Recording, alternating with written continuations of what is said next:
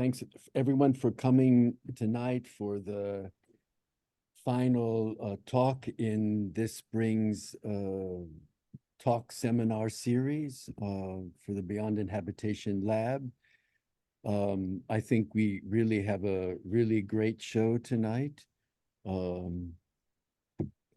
Our guest speakers from our steering committee, Emma Crane Shaw, who is an eminent member of the anthropology department at Stanford University, but she comes straight out of Compton, straight out of LA, and will speak on martial matters, race, environment, and surplus in the suburbs. Emma really impresses in terms of the extensiveness of her fields of engagement, the inventiveness of method, the collaborative spirit of investigation and writing, the precision of analysis, and her commitment to justice in all domains. And we're very, very pleased and honored to have her here tonight. And so the floor is yours, Emma, and thank you. Thank you, Malik. Thank you so much to Michele and Malik for organizing and for including me in your work with the Beyond Inhabitation Lab. It's one of the honors. Yeah, I'm very honored to be included. And I'm very grateful to Daniela Mopurgo and Chiara Cacciotti for organizing the details of my talk, and for all of you for being here today. I join you from Bogota, where it's morning for me. So my talk today is titled Martial Matters, Domestic Warfare in the Florida Suburbs. I changed the subtitle when I actually wrote the talk. And it draws on ethnographic fieldwork in Homestead, Florida, which is a southern suburb of Miami. And this suburb is home to a military base, a detention camp for migrant children, and agricultural plantations sustained by Indigenous Maya farm workers, primarily from Guatemala. So I'll share my screen in a minute, but I just wanted to say before I begin that this talk draws from a very much in progress article. I'm planning to spend the rest of the summer finishing this. And so I would very much appreciate your critical engagement and feedback. I would like to hear what works, what definitely is not working, what makes sense, and what definitively is not making sense.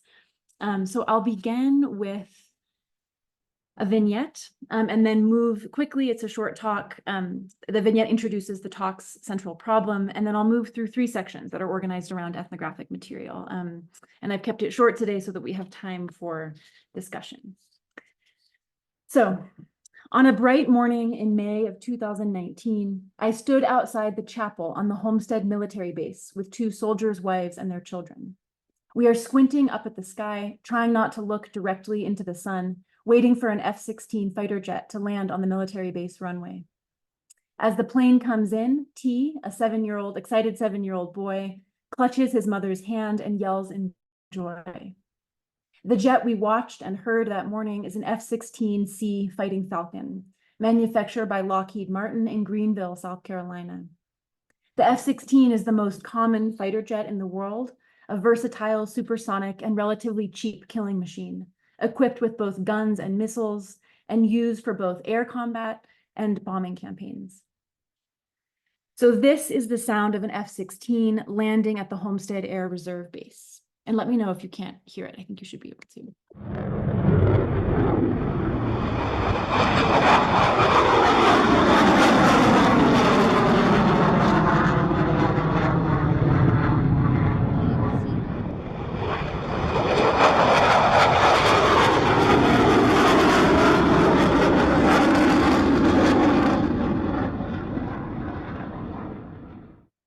So each time an F-16 takes off or lands roughly 600 times a month in Homestead, the suburb saturates with this sound.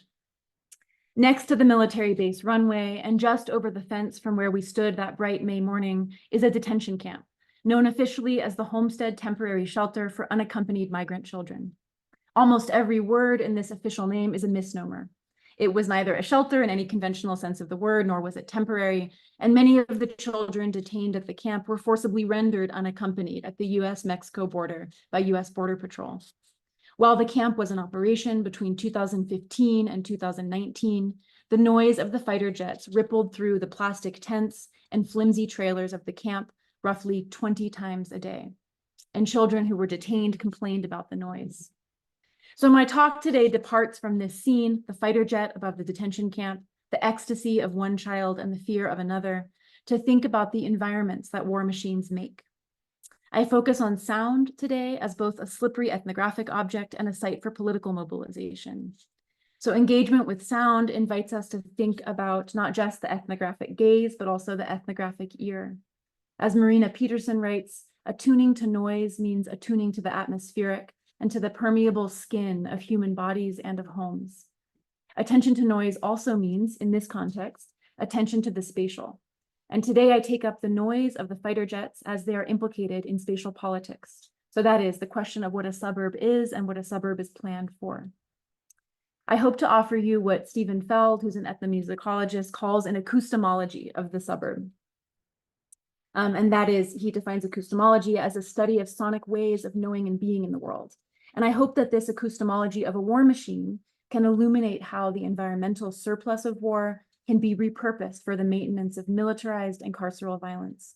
And I say environmental surplus here instead of pollution, because as we'll talk about today, not all people experience jet noise or jet waste as polluting matter out of place. I hope to show you how different people attune differently to the noise and toxicity of the F-16 jets, and how these environmental remains of war are rendered sites of speculation and political mobilization. So I've organized the talk around sort of 3 ethnographic moments. I'll begin by talking in War Surplus about the detention camp and the noise of the jets as a genre of environmental violence. So the camp was framed by the state as a site of humanitarian care. The Director of Health and Human Services, which is responsible for the detention of migrant children in the US, called the detention camps one of the greatest acts of humanitarian kindness the US government has offered to others. But children detained at the camp were held proximate to harmful sounds from fighter jets on the military base runway and toxic chemicals from the maintenance of F-16 jets from military Superfund sites that surrounded the camp. And so I'll show how it is precisely because this particular place is saturated with the sound and toxic matter of jets that it was available for use as a detention camp. So the second section of my talk situates the camp in relationship to what Jennifer Terry calls attachments to war.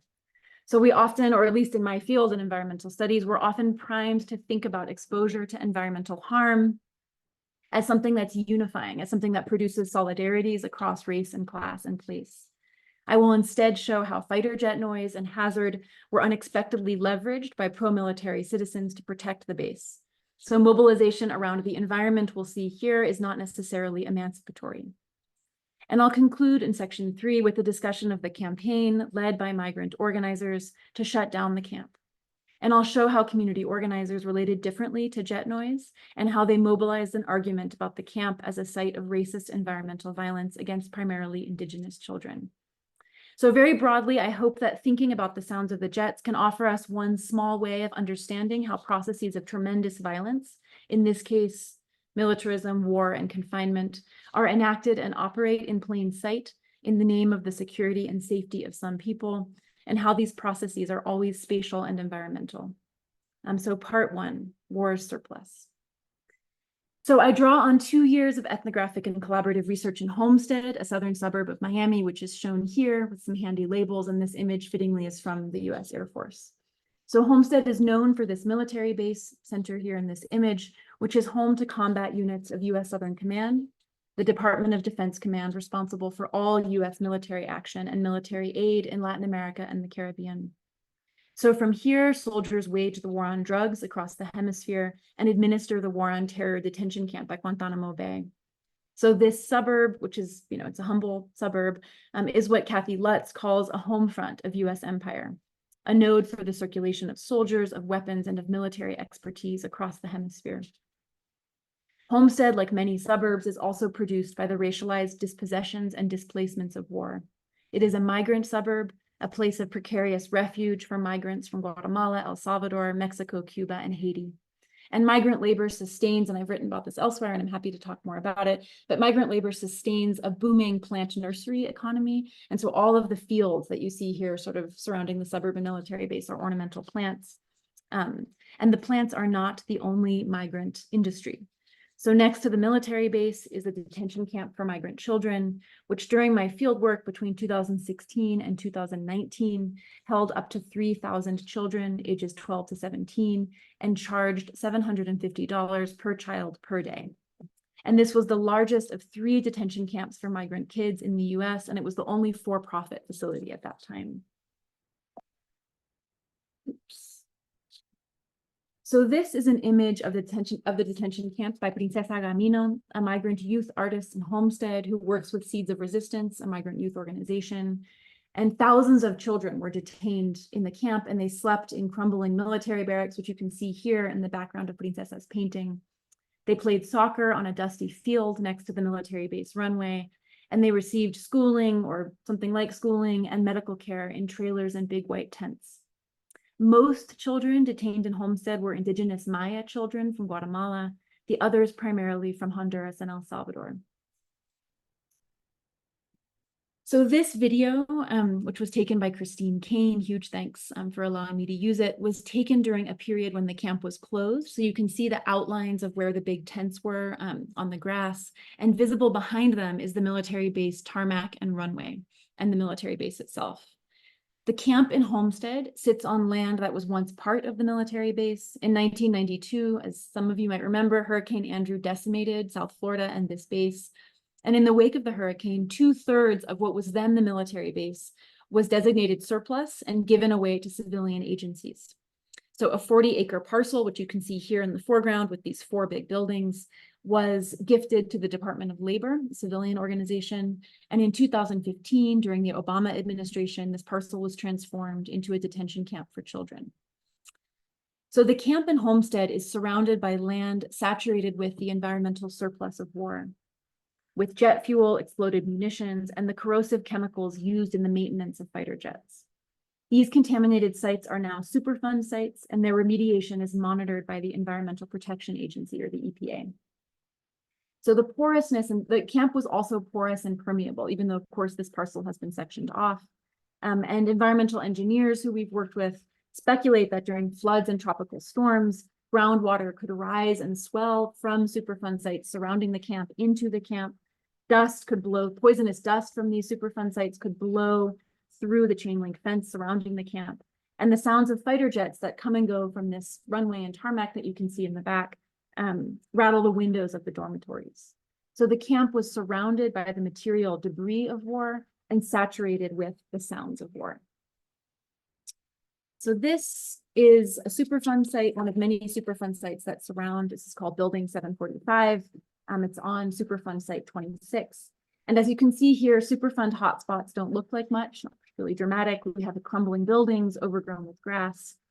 This particular building was used for fighter jet maintenance until the early 1990s, and it is contaminated with polycyclic aromatic hydrocarbons, arsenic, and lead. And arsenic and lead, as many of you likely know, are human carcinogens that are linked to neurodevelopmental harm. Polycyclic aromatic hydrocarbons, or PAHs, cause heritable genetic damage, which means that harm caused by exposure is passed to future generations. So it is only in maps that we can see the toxic matter that surrounds the camp, and the matter comes alive with color. This map shows us how war machines and their materials linger in landscapes. So the detention camp here is shaded in yellow, and the Superfund hotspots are shaded in red. And there are 16 hotspots that surround the camp. So the camp was not just surrounded by poisoned soil and groundwater. And actually, in the building that I just showed you, Building 745, is the big building here to the left of the camp. I'm not sure if you can see my cursor, but it's that building. So the camp was not just surrounded by poisonous matter and poisonous soil and groundwater, it was also loud. So 2 kinds of sounds saturate the camp in Homestead. The first is the percussive intermittent pops of a firing range and of explosive ordnances, bombs, rockets, artillery shells, mortars, and grenades. And these explosions are so powerful that neighbors complain of structural damage to their homes. The second is the saturating roar of the fighter jets. And today I'm focusing on the sound of the jets, but I'm happy to talk more about the explosions and have recently done a little bit more research on sort of some of the detonations that happen on the base. So this image shows the detention camp site in the foreground. Once again, you can see the outlines of where the tents were, the military barracks that children slept in, these 4 buildings. And then in the background, the military base tarmac and runway. So the chemicals that surround the camp are invisible. They seem to exist entirely in documents as brightly colored hotspots on a map. The noise of the jets, in contrast, is overdetermined. It's visceral and huge. So if the chemicals are latent, the sound of the jets are undeniably, overwhelmingly perceivable. And this shows, I'll talk about this in a minute, but this is sort of sound exposure by decibel at the camp. So this map shows sound exposure surrounding the military base. Sound, as I'm sure many of you know, is measured in decibels. Residential land uses are, quote, unacceptable in decibel zones above 65.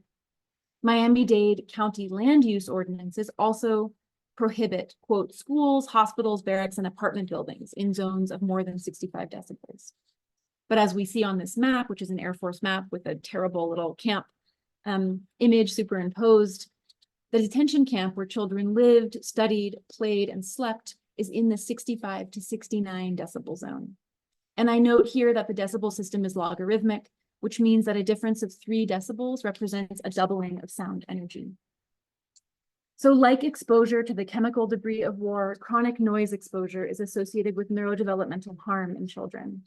And like toxic exposure, it is not just the quantity of the hazard, the louder the noise, but the duration that produces harm.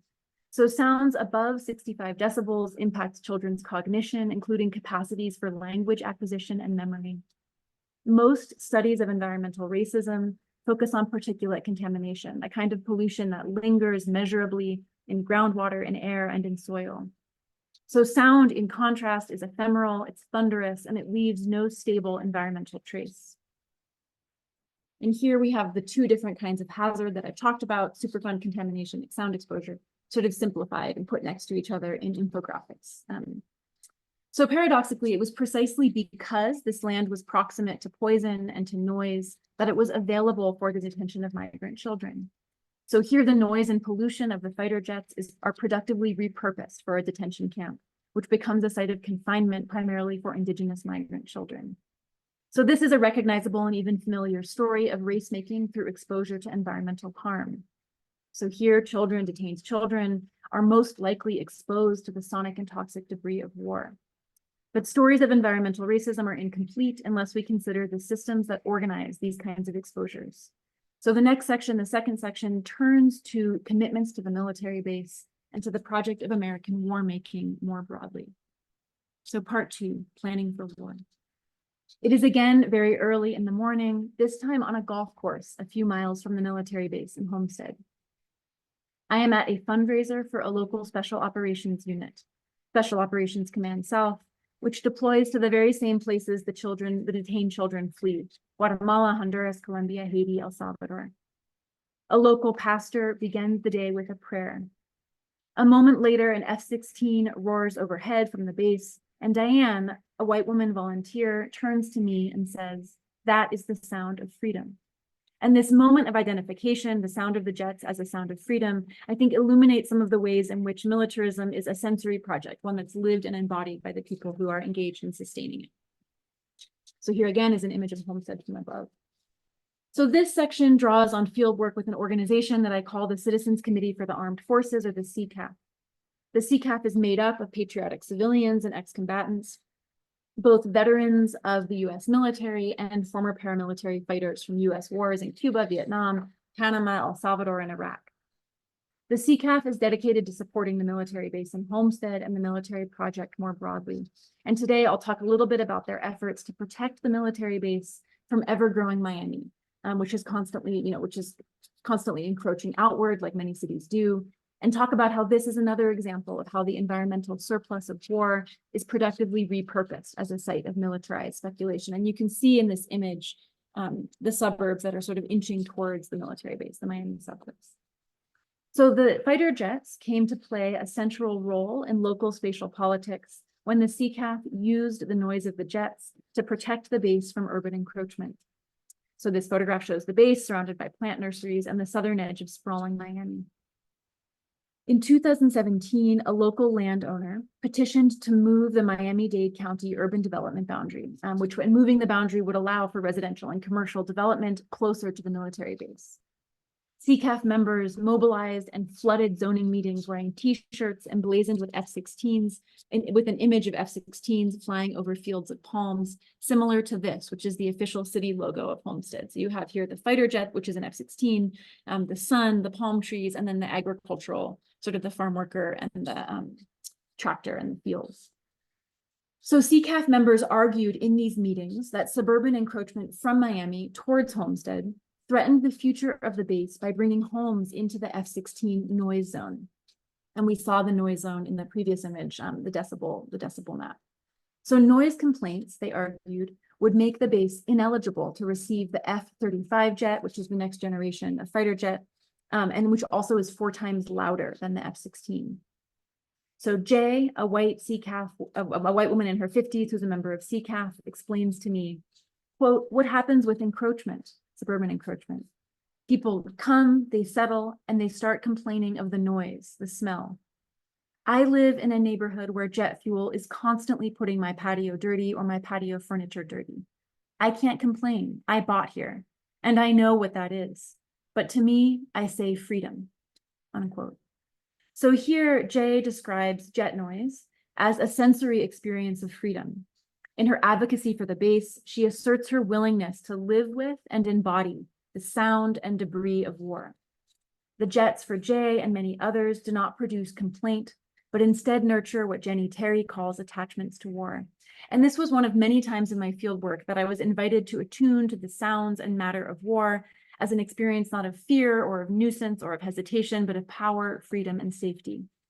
In the 2 years that I spent on and around the military base, with people engaged in advocacy for the base, I was instructed again and again to relate differently to fighter jet noise.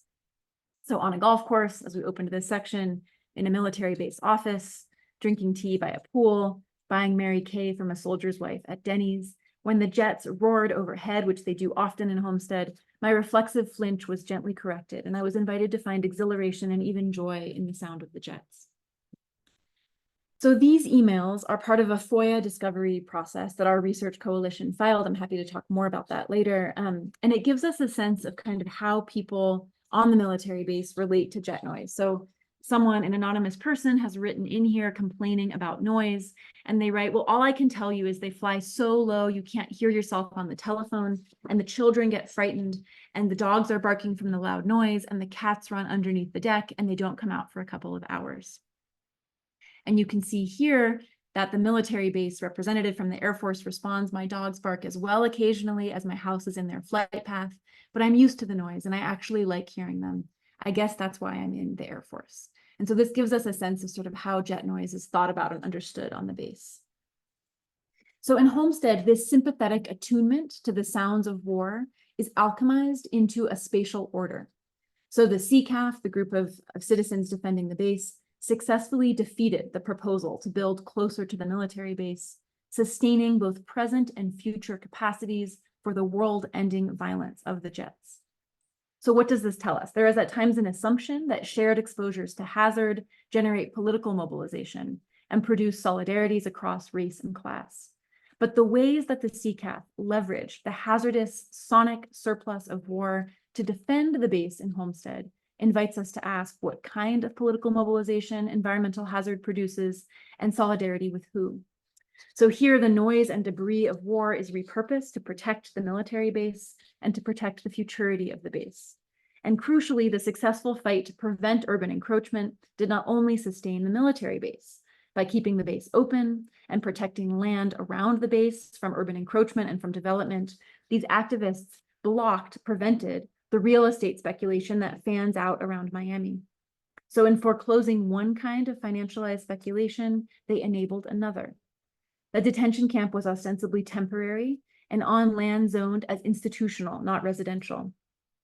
Though thousands of children lived in the camp, it did not count as housing, a school, or a hospital. So by laboring to sustain war's futures, activists also provided the spatial condition of possibility for the camp. So the third and last section of my talk turns to the migrant movements that contested the detention camp, through a different kind of engagement with the sound and matter of war. So part 3, shut it down. So a broad coalition emerged to fight the camp in Homestead. So in 2018, thousands of protesters marched to the gates of the camp as part of a nationally coordinated wave of protests, sparked by the scandal of child separation at the US-Mexico border and images of migrant children detained in cages at Border Patrol facilities. And many of you likely remember this. So in Homestead, migrant workers led a coalition that mobilized youth, teachers, nurses, and faith communities, both from Homestead and from Miami, but also nationally. People came from all over the country to protest the camp in Homestead. So this final section of my talk relies on ongoing collaborative research with migrant workers and community organizers and shows how this coalition leveraged environmental knowledge about sound and toxicity, and crucially, we'll see the absence of environmental knowledge to contest the camp and reimagine the suburb as a site of refuge. And I'm happy to talk in more depth about this collaboration. I am deeply indebted. I'll just say here that I'm deeply indebted to my colleagues, Guadalupe de la Cruz, one of the leaders of the coalition in Homestead, and to Dominique Burkhart, our attorney at Earth Justice. And so while my work and this talk relies very much on my ongoing collaboration with them, I hope it goes without saying that any shortcomings in this analysis are entirely mine. So here again are the two maps that represent the two kinds of hazard that we have studied and documented at the detention camp. So in our research on the camp, our first task was to figure out who was responsible for quote unquote environmental health at the site. So Miami-Dade County officials told us they had no jurisdiction over the camp because it was on federal land owned, as you remember, by the Department of Labor. It was given to the Department of Labor by the military base in the early 90s. The Department of Labor claimed they had never heard of the Superfund sites that surround the camp and referred us to their tenant, the Department of Health and Human Services, which is the agency responsible for the detention and ostensible care of migrant and asylum-seeking children in the US. HHS, the Department of Health and Human Services, in turn claimed to have no records of contamination near the camp and referred us to the Environmental Protection Agency, who suggested I talk to the Air Force, which is responsible for remediating the Superfund sites, overseen by the EPA. The Air Force referred me back to the EPA, who referred us back to the Air Force, who referred us to the EPA. So this convoluted institutional tour took years and shows us that the multiple jurisdiction of the suburb actually enable environmental harm at the camp.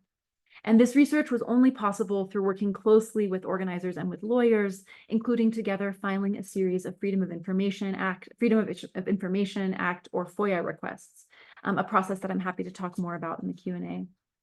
So understanding the jurisdictional life of the camp's environment required piecing together fragments from a diversity of sources: Miami-Dade County, the EPA, the Air Force, Caliburn, the private defense contractor that ran the camp, Akima Global, the Alaska Native security firm that provided guards at the camp, and that receives preferential federal contracts as an indigenous corporation. And so this convoluted tour reminds us that bureaucracies don't just produce knowledge, they also produce ignorance. And this ignorance is productive. And here I'm thinking with Andrew Matthews. So thousands of pages of reports related to environmental conditions surrounding the camp offered us crucial evidence about environmental hazard. But they also reveal a kind of jurisdictional excess on the map, an excess that enabled the construction of the camp on land that has never been tested for contamination and does not meet local, state, or federal noise guidelines for residential use. So crucially, this sort of place of this blank spot, this place of excess on the map, is not produced by the absence of government or by the suspension of government, but by its productive surplus. There were so many agencies and institutions involved that it was impossible to identify a single target. And this for me was a way of, this actually forced me to rethink some of my previous understandings of how camps work. And this certainly is not, an original insight, but it is something that we saw so clearly with sort of the layering of governance here and the surplus of governance. So in this context, detained children's potential exposure to sonic and toxic harm is difficult to prove and difficult to represent. So on a conference call with a group of organizers and with me, this ethnographer, about environmental harm at the camp, a sympathetic congressional aide asked us, quote, "Do we have a sick kid? Has any child, God forbid, but has any child died? No? I know this sounds terrible, but that's really too bad," unquote. So in the absence of catastrophic, visible, premature death, the body of a child, for example, organizers labored to make racialized environmental harm or the possibility of harm legible. So through conversations with organizers and agricultural workers, and in my fieldwork in Homestead, I came to think about the camp not only as a site of racist violence against migrants, which is widely, I think it's something that is widely understood about detention camps in the US, both for children and for adults, but I came to understand it also as a place of genocidal violence. The majority of the children detained at the camp were Indigenous Maya children, the children and grandchildren of survivors of the genocide in Guatemala. And this genocide was waged by the Guatemalan military against Maya people in the 1980s and 90s. And during the genocide, the Guatemalan military, armed, trained, and advised by the United States, including U.S. Southern Command, based in Panama, but later based in Homestead in Florida, destroyed hundreds of Maya villages and killed at least 200,000 people, at least 85% Maya. And during this genocide, and there's an article in NACLA from 1982 that talks about this, during this genocide, right-wing politicians in Guatemala talked about the genocide as a project of the Palestinianization of the Maya, so the making of a people without a land. So I came to understand, or we came in our work to understand the camp as an extension of this genocidal project, an interruption of Indigenous futurity through the capture, the theft, and confinement of Indigenous children, and the systemic exposure of Indigenous children to harm. So this is an example of what Jasbir Puar calls, quote, the debilitation of generational time. So the targeting of youth, not for death, but for stunting, for physical, psychological, and cognitive injuries. A tactic, she writes, that seeks to, quote, render impotent any future resistance, any future capacity to sustain life on its own terms, unquote. So it's important to note here that in Homestead, as at other camps and many other camps in the US are also on military bases, for example, at Fort Bliss in Texas, exposure to environmental harm is just one kind of violence in a welter of harm, one that included rampant sexual abuse, which was widely reported on at Homestead, refusal to provide language justice and language access for Maya language speakers at the camp, leading to physical, medical, and emotional neglect, separation from kin, before or after crossing the border, and the experience of confinement itself profoundly violent. So it's important for us in our thinking about the camp that we understood environmental and spatial conditions of harm as but one kind of harm within a much broader harmful system. The reason that I choose here to focus on the environments of confinement in war, specifically the sonic and toxic traces of fighter jets, is that focusing on environment and environmental governance allows us to understand these projects as spatial and environmental, and to attune and attend to how they are planned and sustained. So this project by Lawrence Abu Hamdan is helpful in thinking about jet noise at the camp. So titled Air Pressure, this project by Abu Hamdan aggregates Israeli fighter jet and drone invasions of Lebanese airspace over the past 15 years. Abu Hamdan here represents 22,000 distinct incursions of military aircraft, incursions that add up to 3,000 days or 8.5 years of continuous sonic occupation. And this sonic occupation is a genre of what Abu Hamdan calls, quote, atmospheric violence, a play on what Frantz Fanon, writing about colonial Algeria, called, quote, that atmosphere of violence, that violence which is just under the skin. And this articulation of noise as a violence just under the skin highlights the materiality of jet noise, which at first glance or first listen might seem fleeting, immaterial, ephemeral, and passing. So noise is fast and imminent, and it leaves no obvious environmental traces in soil or in water as particulate contamination does, but noise becomes material when it hits the human body, where it is alchemized into cortisol, a stress hormone, and a genre of bodily and psychic harm. So the title of this talk is Martial Matters. The title of the paper is Martial Matters. The paper also talks about toxic contamination, but I do understand fighter jet noise as itself a kind of material harm because it does produce a material response in the human body. So our research on environmental hazard at the camp, which we published as a report, performed a kind of authoritative knowledge about the noise and debris of the war machines. It presented our speculation about noise and toxicity as fact. The decision to focus on environmental hazard instead of, say, the rampant sexual abuse of children at the camp was a tactical one.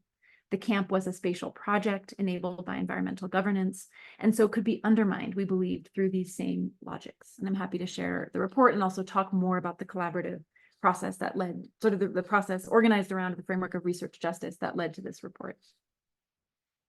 So this image shows migrant youth protesting in front of the facility in Homestead, the camp and facility in the detention camp in Homestead, holding posters with findings from our report, findings that are here represented as fact. It is worth noting that we mobilized not only environmental knowledge of the kind held up on the posters here, but also environmental uncertainty. Without testing, no report can prove that the detention camp is dangerous. But without testing, none of the relevant agencies can prove that it is not. So as a result of ceaseless organizing in Homestead, led by migrant community organizers in Homestead, the detention camp was finally shut down in late 2019. In 2021, the Biden administration announced that they were reopening the camp, but the coalition again mobilized to stop them. And this image is from a protest in 2021 that successfully prevented the camp from reopening. And I'm always tempted to end here with a victory, but the camp remains on warm status, which means it could be reopened at any moment. So I've tried to offer here what the ethnomusicologist Stephen Feld calls an acoustomology, that is an ethnography of sonic ways of knowing and being in the world.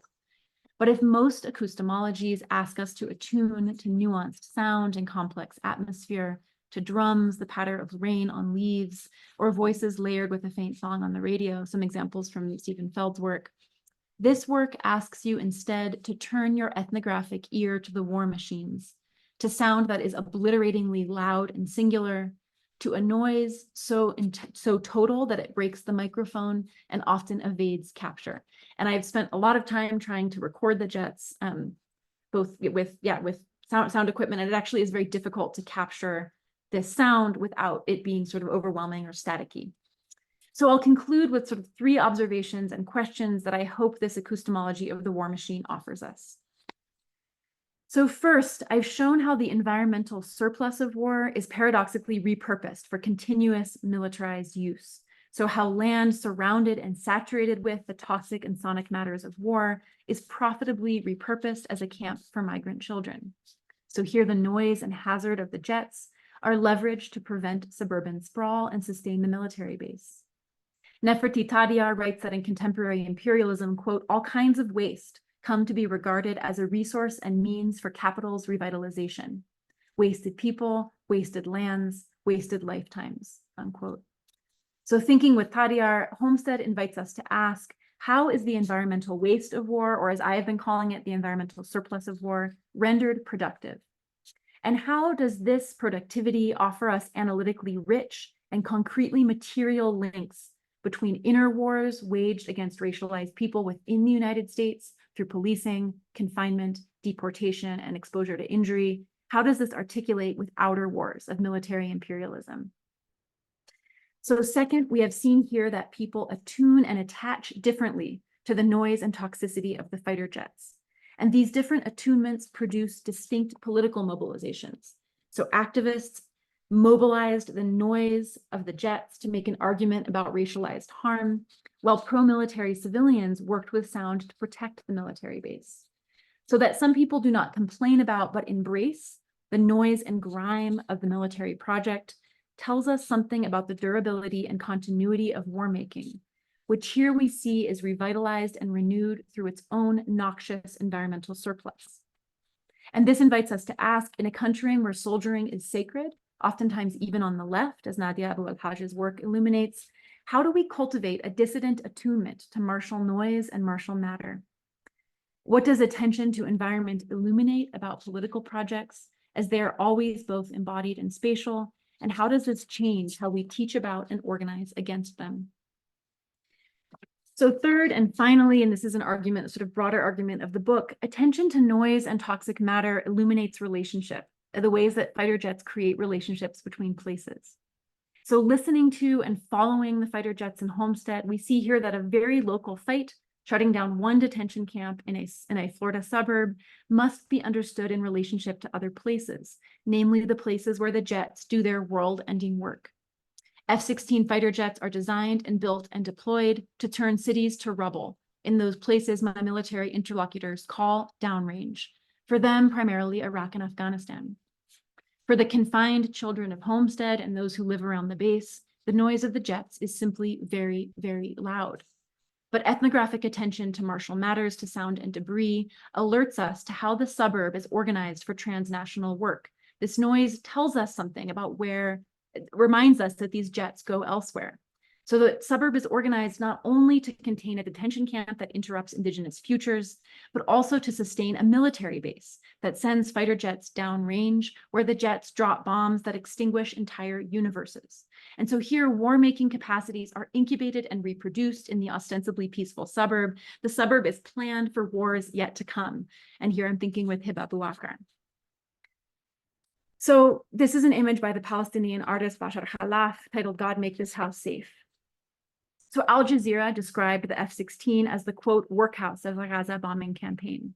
And in the past 8 months, Lockheed Martin F-16s built in South Carolina and Texas and supplied to Israel by the United States, which has a fleet of F-16s second only to the US, have been the principal instrument of genocide in Gaza.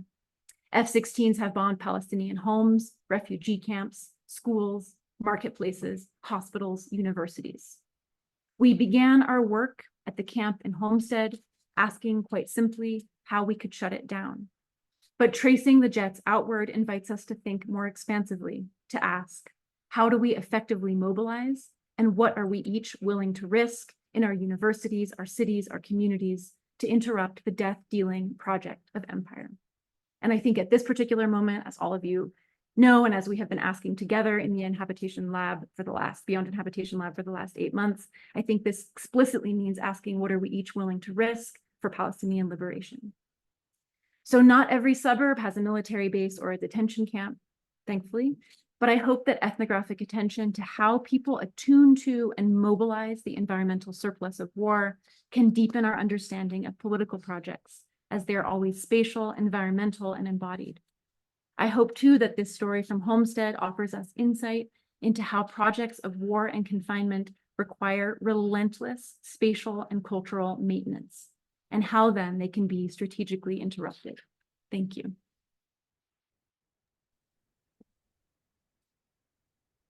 Thank you. I'm going to stop the recording.